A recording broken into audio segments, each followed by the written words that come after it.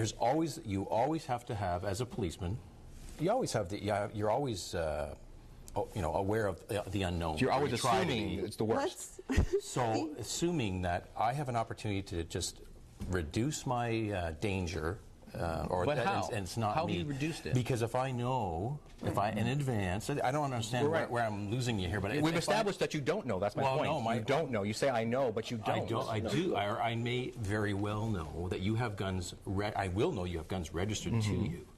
So if I know that in advance, that just helps a uniformed officer out when he's going to a call. How? But the other, can I just, because you don't know.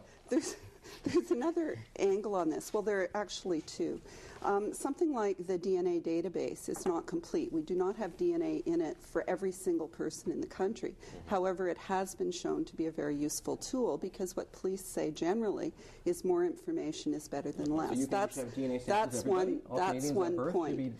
Just give her a second, John. I think the other dimension of this, which is really, really important, and in fact was reinforced by the Supreme Court of Canada, which said that the registration provisions of the law could not be severed from the licensing provisions, is it's all about accountability. It's all about accountability. So right now, if, Nancy, you decided you wanted guns and you got a firearms license, that would provide a process where you could be screened, where we could do background checks and so on. But what the Supreme Court said is that if you don't also register the firearms that you then acquire, there's very little to prevent your legal guns from being diverted to illegal markets, from you lending your guns to someone who then, for example, kills a police officer, for you to selling them illegally. So it's an added level of accountability where registered guns, if they go astray, which has happened in the case of several murders of police officers in this country, you're held accountable for them. And in the absence of that, and this was the situation with the old firearms acquisition certificate, in the absence of that, you have a lot more diversion of legal guns to illegal markets. So that's one of the reasons why, in fact, most countries in the world, both licensed gun owners and registered guns, because the two things together enforce accountability and also support the police. And another fact is that, and it goes back to the DNA database we've spoken about, it's better to have more information than less, even recognizing that information is not perfect. And one of the things that is a little bit curious here, to be candid, is that we are talking about a government that has taken some serious steps about being tough on crime. And yes, I am a liberal. Yes, I am a liberal. But I and so's Nancy. So we're surrounded. But I've supported. You don't know how I have supported some of the initiatives. I've done it in writing. I've published articles about how I support some of the things that this government has suggested in terms of crime. But if you look at the gun registry, this is the sort of thing which candidly, if you want to be tough on crime, one of the things you want to do is you want to limit, if you possibly can, the number of firearms to people who are actually using them for things like hunting or perhaps collecting or perhaps for sport shooting. No, you want to limit the criminals. Well, but you can't but if you take a look, for example, at spousal homicide, and spousal homicide has gone down through long guns, fair enough, has gone down through long guns quite significantly since the introduction of the Firearms Act in 1970s, which had nothing to do with the long gun registry. What would be the percentage decrease? Did you have that, Jake? Yeah, I do actually have the percentage decrease. It's actually two-thirds. Since? Yeah, it's two-thirds. Since what date? Since 1970s, James. No, since 1995 going to 2009. If you want more of a reduction, you go back to the 1970s, which predated the gun registry. So you're picking your statistics very nicely and succinctly saying, well, if I take that data, we're picking the date. We're picking the data from the date. Yes. From the date that the new firearms legislation went into force. But if the fact of the matter is that most of the people who have committed spousal homicides with long guns are people who were legal gun owners, who. And I'm not saying that... That's only 24% actually. I'm not saying that only legal... 18% are committed with long guns.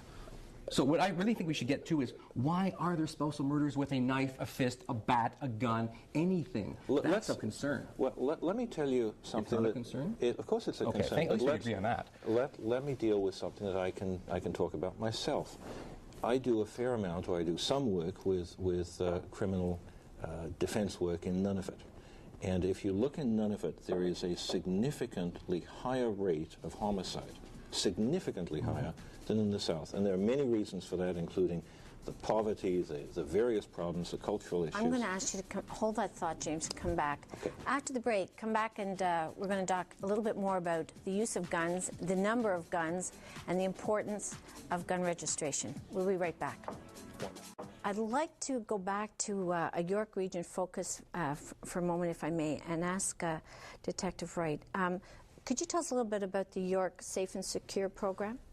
York Region has it's called an online service. It's called York, obviously the Gun Safe and Secure program. It's you go on the York Region website, you click on online services, and you can have the options if you have some old firearms that have been perhaps left in the house by your grandfather or something, and you're cleaning out the house and you're moving or whatever, and you stumble across these things.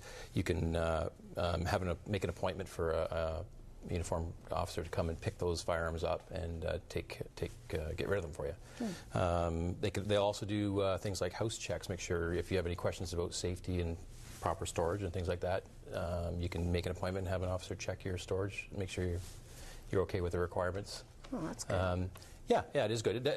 Having said all that, it's voluntary, and no one's forcing anybody to come into your house. Right. But it's not what it isn't. It's not a way to get rid of a crime gun. Like, it's all these guns that are turned in. I should hope not. Yeah. Well, all these 4,000 stolen guns have been re-registered in the system, which is kind of a different concept. Well, again, we're not talking about the system or the No. registration right now. No. We're just talking about this Safe and Secure program. So what it does do is they'll take those guns, they'll look at them, they'll confirm that they're not.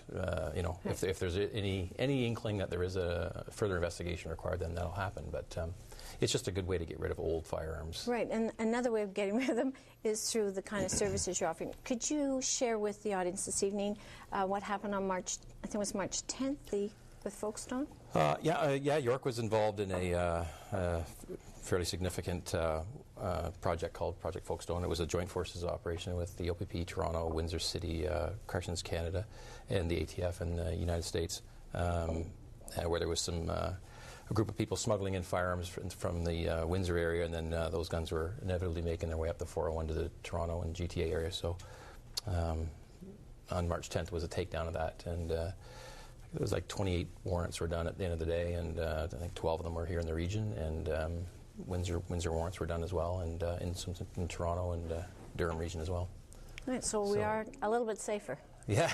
There's some quality targets that were arrested during that investigation, and there's a fair bit of drugs and firearms at the end of the day taken. So Good. It's all good. Good to see you at work. All good. Yeah. That's great. You should also point out, Nancy, that if people have unwanted firearms, they can contact a local gun club and arrange for disposal through sale to a local gun shop. They can actually get their investment back.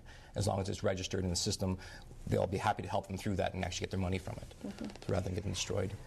Earlier in the previous segment, we were just talking, just to go back to one of the issues, which is the prorogation had a number of, I think, almost 20 pieces of law and order legislation die in the order paper. And there's a lot of concern about this among some, both for and against, I guess, with the private members' bill coming back and what it's going to mean.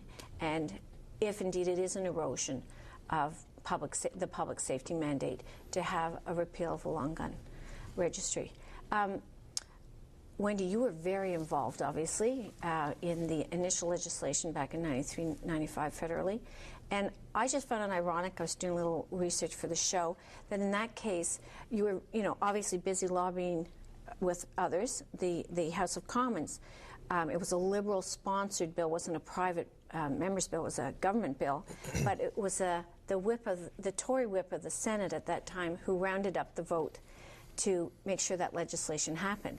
We have the reverse potentially happening now. What's happened, do you think, in sort of just over a decade to change public perception of this kind of legislation? I don't hear much outcry or the same kind of concern when it first came up in the 90s. It's really interesting because Leger just did a poll that shows that, and a lot of it is how you ask the question, but the most recent Leger poll shows today, as in 1995, there are 2 Canadians supporting the registry for every 1 opposed.